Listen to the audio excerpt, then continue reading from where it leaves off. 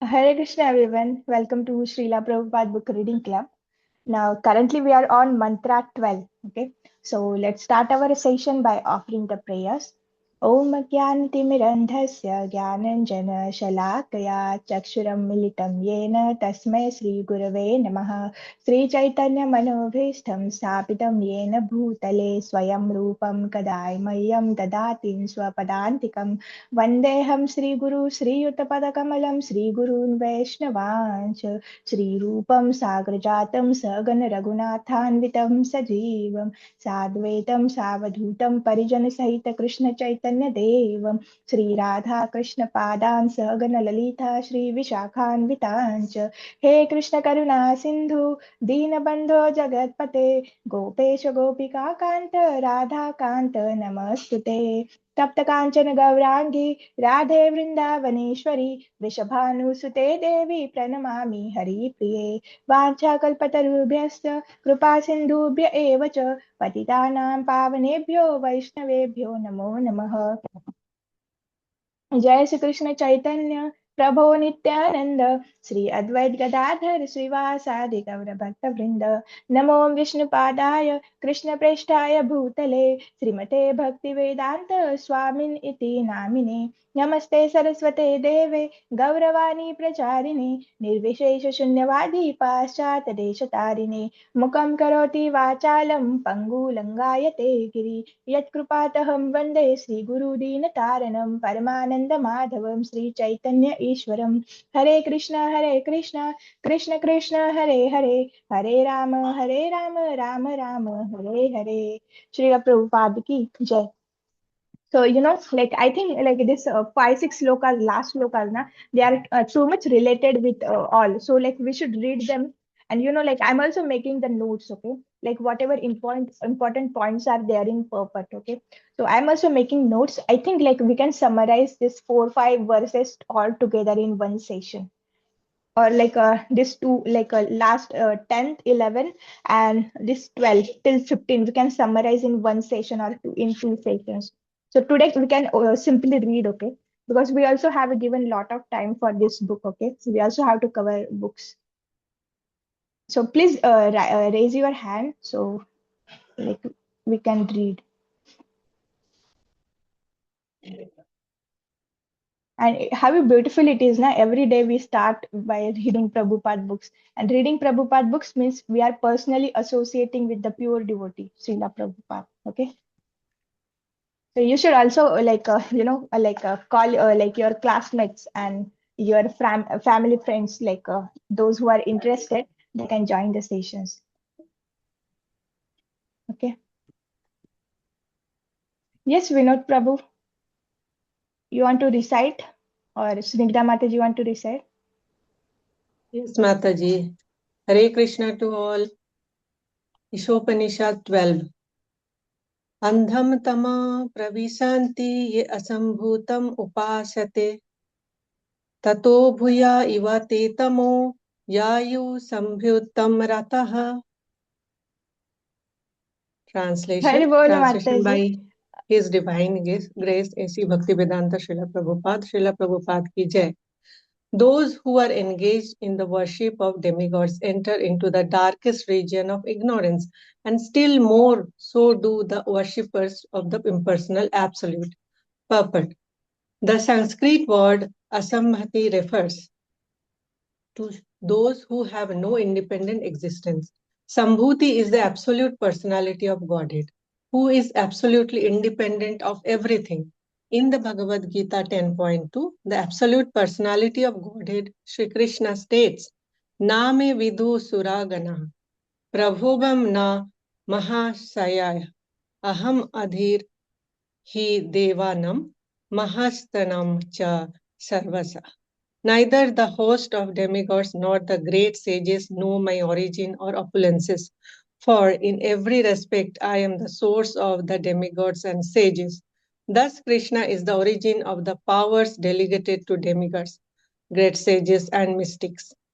Although they are endowed with great powers, these powers are limited, and thus it is very difficult for them to know how Krishna himself appears by his own internal potency in the form of a man.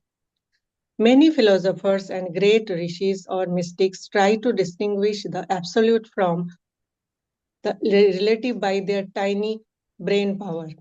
This can only help them reach the negative conception of the absolute without realizing any positive trace of the absolute. Definition of the absolute by negation is not complete. Such negative definitions lead one to create a concept of one's own. Thus, one imagines that the absolute must be formless and without qualities. Such negative qualities are simply the reversals of relative material qualities and are therefore also relative. By conceiving of the absolute in this way, one can at most reach the impersonal effulgence of God, known as Brahman, but one cannot make further progress to Bhagavan, the personality of Godhead. Such mental speculators do not know that the absolute personality of Godhead is Krishna, that the impersonal Brahman is the glaring effulgence of his transcendental body, or that the Paramatma, the Supersoul, is his all-pervading plenary representation. Nor do they know that Krishna has his eternal form with its transcendental qualities of eternal bliss and knowledge. The dependent demigods and great sages imperfectly consider him to be a powerful demigod, and they consider the Brahman effulgence to be the absolute truth. But the devotees of Krishna, by dint of their surrendering unto him and their unalloyed devotion, can know that he is the absolute person and that everything emanates from him.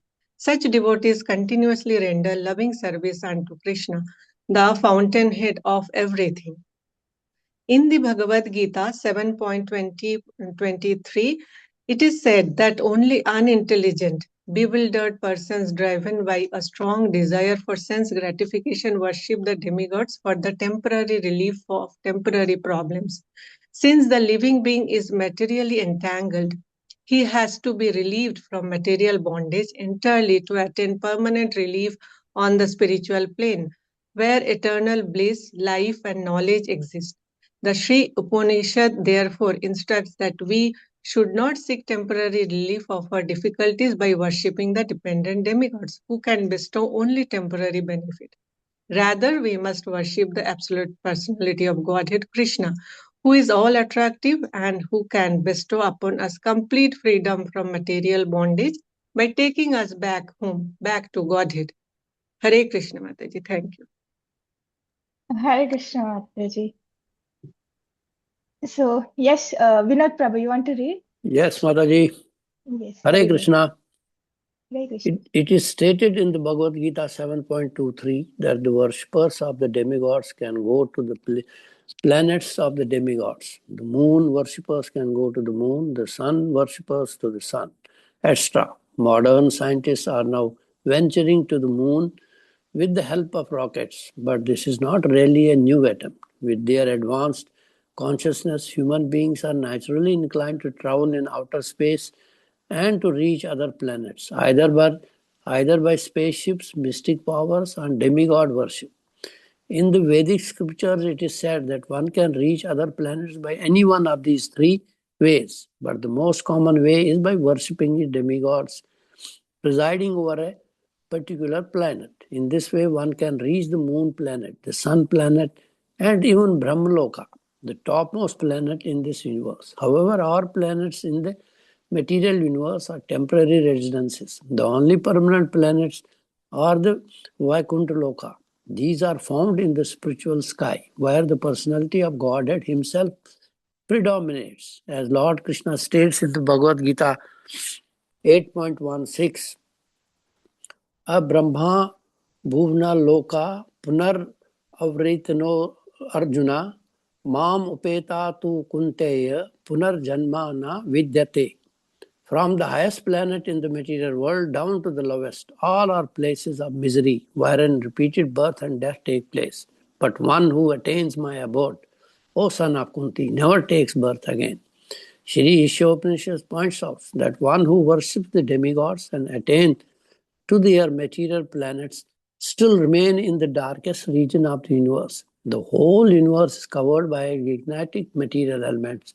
It is just like the coconut, covered by a shell and half filled with water.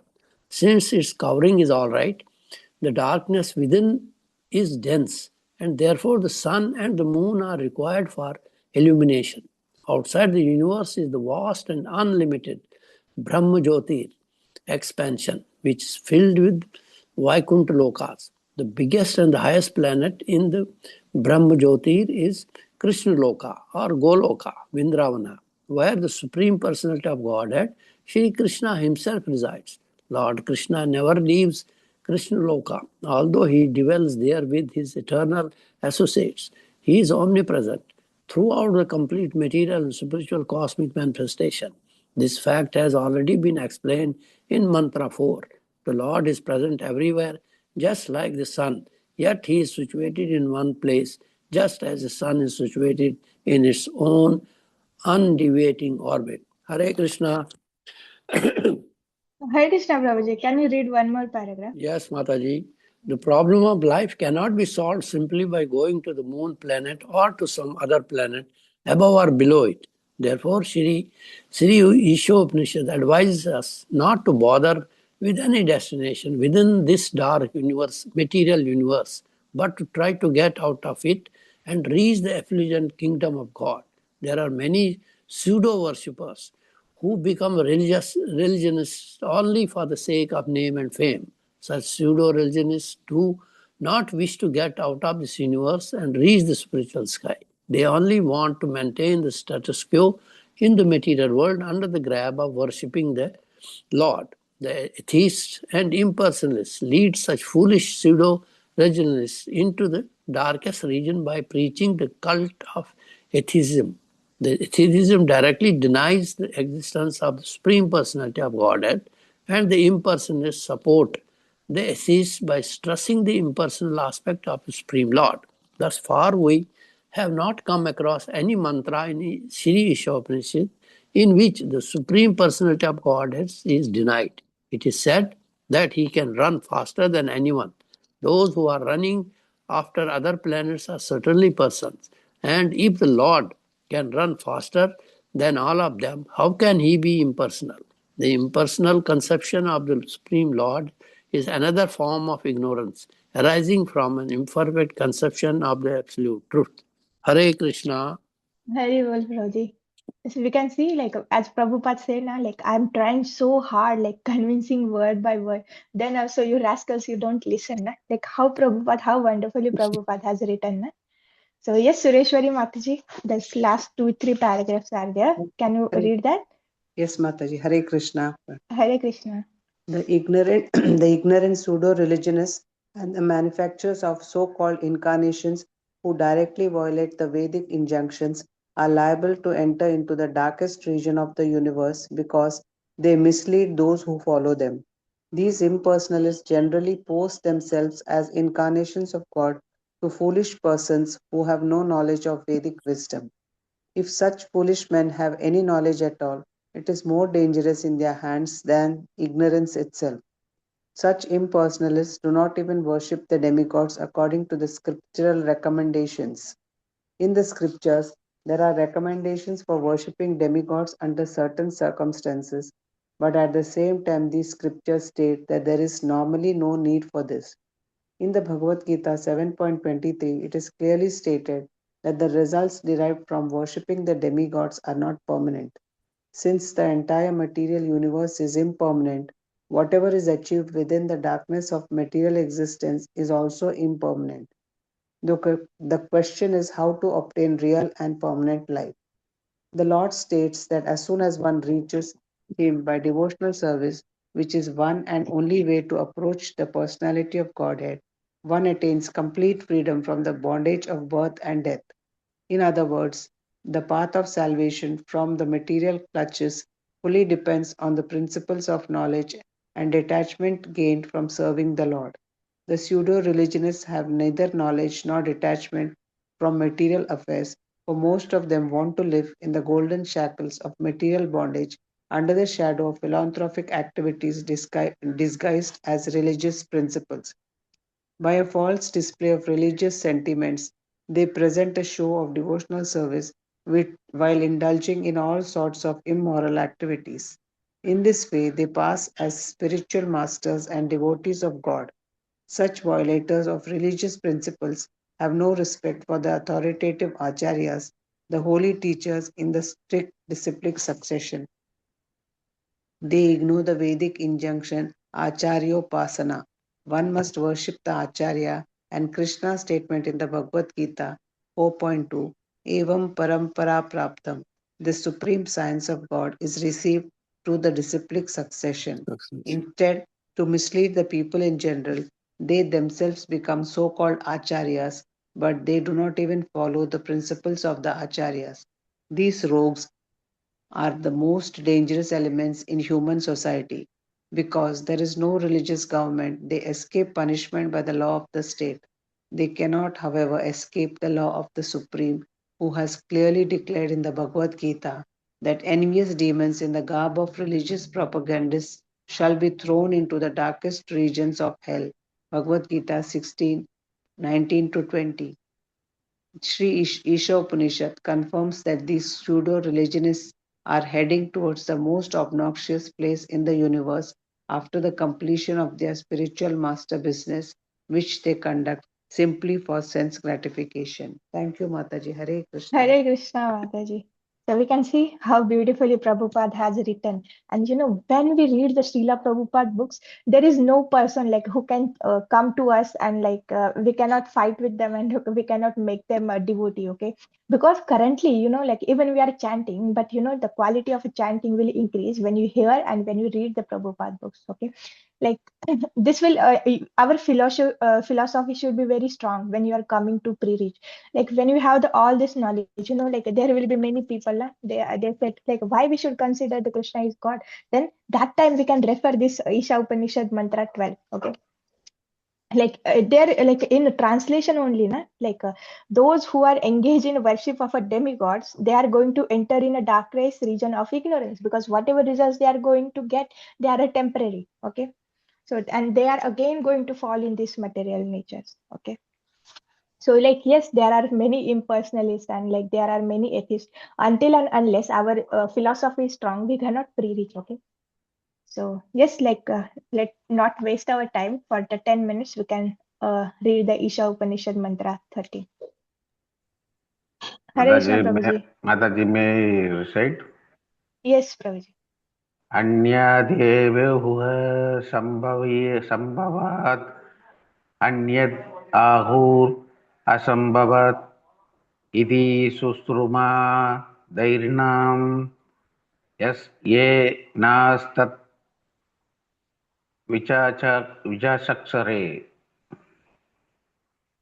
All glories to Srila Prabhupada ki jai. Translation. It is said that one result is obtained by worshipping the supreme cause of all causes, and that another result is obtained by worshipping what is not supreme. All this is heard from the undisturbed authorities, who clearly explained it. Purport. The system of hearing from undisturbed authorities is approved in this mantra. Unless one hears from a bona fide acharya who is never disturbed by the changes of material world, one cannot have the real key to transcendental knowledge. The bona fide spiritual master who has also had the Suruti mantras or Vedic knowledge from his undisturbed acharya never presents anything that is not mentioned in the Vedic literature. In the Bhagavad Gita 9.25, it is clearly said that those who worship the Pitras or forefathers attain the planets of the forefathers, that the gross materialists who make plans to remain here stay in this world, and that the devotees of the Lord who worship none but Lord Krishna, the supreme cause of all causes, reach him in the spiritual sky. Here also in Sri īšopanīšad, it is verified that one achieves different results by different modes of worship. If we worship the Supreme Lord, we will certainly reach him in his eternal abode. And if we worship demigods like the sun god or moon god, we can reach their respective planet without a doubt. And if we wish to remain on this wretched planet with our planning commissions and our stopgap political adjustments, we can certainly do that also. No, now here, in authentic scriptures, is it said that one will ultimately reach the same goal by doing anything or worshipping anyone? Such foolish theories are offered by self-made spiritual masters who have no connection with the parampara. The Bonaparte system of disciplic succession. The Bonaparte spiritual master cannot say that all paths lead to the same goal and anyone can attain this goal by his own mode of worship of the demigods or of the supreme or whatever. Any common man can very easily understand that a person can reach his destination only when he has purchased a ticket for that destination. A person who has purchased a ticket for Calcutta can reach Calcutta, but not Bombay. But the so-called spiritual masters say that any and all paths will take one to the supreme goal. Such mundane and compromising offers attract many foolish creatures who became buffed up with their manufactured methods of spiritual realization. The Vedic instruction, however, do not uphold them unless one has received knowledge from the bona fide spiritual master who is in the recognized line of the disciplic succession. One cannot have the real thing as it is. Krishna tells Arjuna in the Bhagavad Gita 4.2, Evam parambara praptam imam rajarsayo viduha sa kalena hai mahata yoho mastah parandava. This supreme science was thus received through the chain of disciplic succession, and the saintly kings understood it in that way. But in course of time, the succession was broken, and therefore the science as it is appears to be host. When Lord Sri Krishna was present on this earth, the Bhakti Yoga principles defined in the Bhagavad Gita had become distorted. Therefore, the Lord had no re-established the disciplic system, beginning with Arjuna, who was the most confidential friend and devotee of the Lord. The Lord clearly told Arjuna, Bhagavad Gita 4.3, that it was because Arjuna was his devotee and friend that he could understand the principles of Bhagavad Gita. In other words, only the Lord's devotee and a friend can understand the Gita. This also means that only one who follows the path of Arjuna can understand the Bhagavad Gita. Hare Krishna. Hare Krishna, Prabhuji. Yes, Ritvika Mataji, Sarita Mataji, you want to read for the purpose? Hare Krishna. Hare Krishna, Mataji. Yes, Hare Krishna. Mataji. Yeah. Just a second. Yeah. So at present, na? At present, so all glories to Srila Prabhupada ki jai. At the present moment, there are many interpreters and translators of this sublime dialogue who care nothing for Lord Krishna or Arjuna. Such interpreters explain the verses of Bhagavad Gita in their own way and postulate all sorts of rubbish in the name of Gita. Such interpreters believe neither in Sri Krishna, nor in his eternal abode. How then can they explain the Bhagavad Gita? Krishna clearly says that only those who have lost their sense worship the demigods for palliatory rewards. Bhagavad Gita 7.20 and 23. Ultimately, he advises that one give up all other ways and modes of worship and fully surrender unto him alone. Bhagavad Gita 18.66. Only those who are cleansed of all sinful reactions can have such unflinching faith in the Supreme Lord. Others will continue hovering on the material platform with their paltry ways of worship and thus will be misled from the real path under the false impression that all paths leads to the same goal. In this mantra of Sri īšopanīšad, the word Sambhavat, by worship of the supreme cause, is very significant. Lord Krishna is the original personality of Godhead, and everything that exists has emanated from him. In Bhagavad Gita 10.8, the Lord says, Aham sarvasya prabhavo matta sarvam pravartate iti matva bhajante mam buddha bhava samanvitaha. I am the source of all spiritual and material worlds. Everything emanates from me. The wise, who perfectly knows this, engage in devotional service and worship me with all their hearts. Here is a correct description of the Supreme Lord given by the Lord Himself. The words Sarvasya Prabhavaha indicate that Krishna is the creator of everyone, including Brahma, Vishnu, and Shiva. And because these three principal deities of the material world are created by the Lord is the creator of all, exist in the material and spiritual worlds.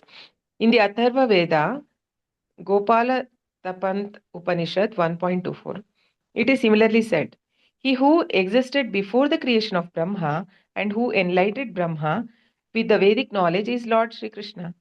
Similarly, the Narayana Upanishad states, Then the Supreme Person Narayana desired to create all living beings.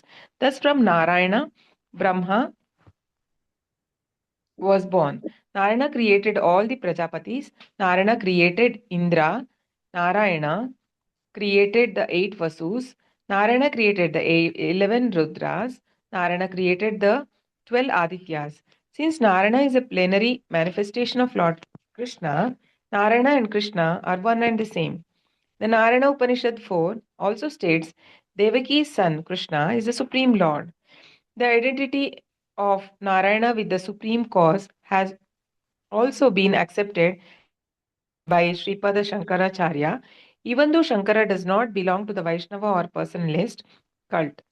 The Atharva Veda Maha Upanishad 1 also states only Narayana existed in the beginning when neither Brahma, nor Shiva, nor fire, nor water, nor stars, nor sun, nor moon existed. The Lord does not remain alone but creates as he desires. Krishna himself states in the Moksha Dharma, I created the Prajapatis and the Rudras. They do not have complete knowledge of me because they are covered by my illusionary energy. It is also stated in the Varaha Purana, Narayana is the Supreme Personality of Godhead, and from him the four-headed Brahma was manifested as well as Rudra, who later became omniscient. Hare Krishna Mataji. Thank you. Hare Krishna Mataji. So now today we can end here, na? And tomorrow we will maybe we will summarize this last two verses and we will read there are only 2 pages are remaining. We will cover that. Okay. So Hare Krishna everyone, thank you for joining. And we can see now today is a 120 days and yes there are similar 90% devotee 95 99% devotees are similar because in the association we get the taste for the Prabhupada books, okay. And yes, this association really help us, no? Currently this is the 8th book that we are reading and yes, from the years there are small books with me but I was not opening and reading them, okay. Only 1 or 2 books I read, but because all of you are coming, then yes, we are forced to read the books and this is very good, na? We are starting our day by reading the Srila Prabhupada books. And yes, how beautifully Prabhupada is writing the writing every word, everything. He is directly saying that if you are worshipping anyone, and he is also not whimsically he's saying, he is giving the references. If you worship the demigods means you are the fool. And even he is giving the references from this a lot of Puranas, even in a Bhagavad Gita, even the Isha Upanishad shloka says the same. Even but then also we don't believe that. Then also we worship the demigods. like why why we are doing, there is no necessity to. Yes, like for the Matajis and forms for some Prabhujis, there is not entire families in Krishna consciousness, so somehow like they have to do, but like in mind they are saying na, okay, Krishna, I'm doing this, but out of because my family wants to do, okay, or if I didn't do, they are not going to make me like worship you. So like we can pray to the Krishna. In some circumstances we can worship, because they are forcing us. So yes, but like inside our mind we shouldn't give the place for this. Okay, they are the pure devotees, but our heart should be only for the Krishna, because our destination is a supreme, it is a permanent, not a temporary. Even like whatever results you are getting from the demigods, they are impermanent, and like you are again going to fall in this material world in a suffering.